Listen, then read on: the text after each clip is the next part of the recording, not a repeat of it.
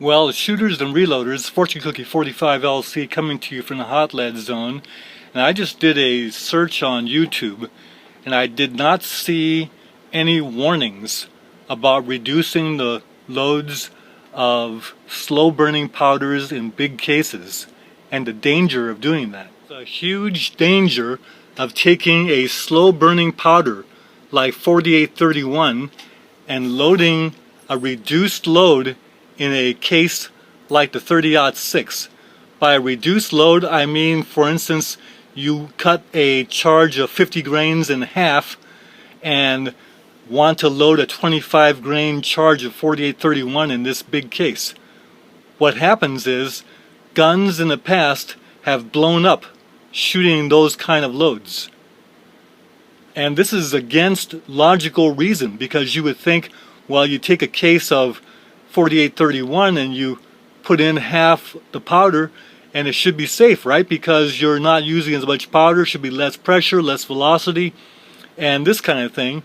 But in fact, the exact reverse is true. Guns have blown up in the past and the labs tried to figure out exactly how it happened, and you cannot get it to happen on demand.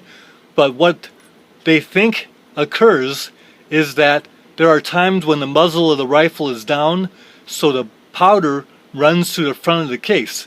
Then, when you fire the round, the primer flame jumps across a big airspace, lights the back end of the powder, and then that powder starts to burn and pressurizes this area, and that jams the powder together into a solid. This happens within milliseconds. Then what happens is you get a barrel obstruction, and the gun blows up.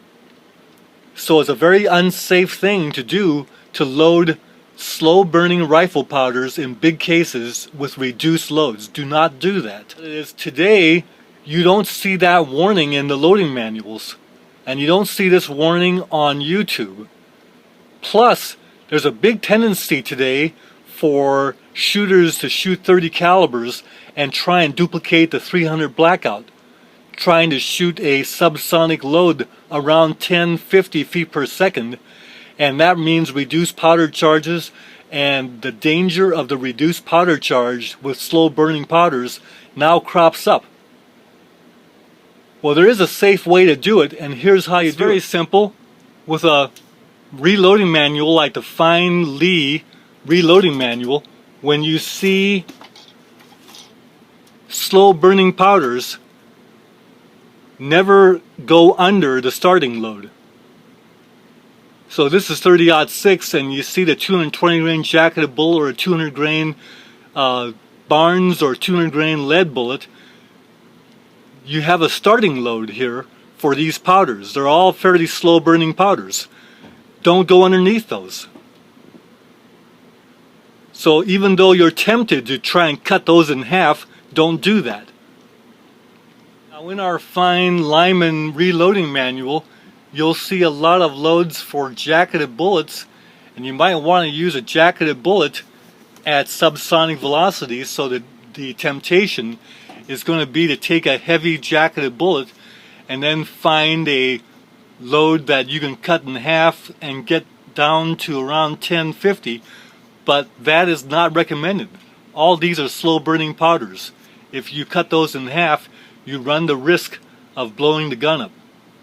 So don't do that.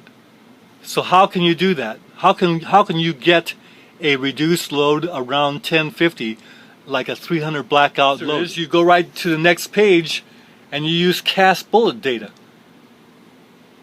And here you'll see that there's fast burning powders or slow burning pistol powders.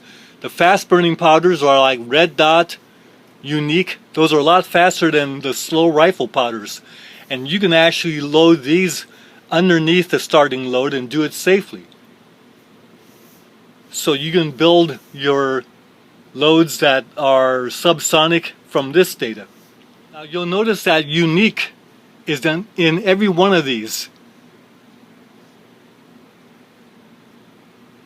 So Unique is a great powder because of the way it lights up, the ease of which it ignites, and the way it burns. It's a great powder for reduced loads in rifle rounds, even the 30-06. you can easily get down to 1050 safely. And there's no chances of the small charges of unique causing the guns to blow up. Or better yet, you could go right to the Lyman Cast Bullet Handbook and there find 30-06 loads, the heavier bullets, and you'll have loads using red dot, unique, green dot, Herco, all of our favorite handgun powders. And these are fast burning powders, and they will work very nicely with charges around 10 grains, and you can cut those down and get your 1050 with those powders easily and safely. So shooters and reloaders out there, take care, and we'll see you in the next video.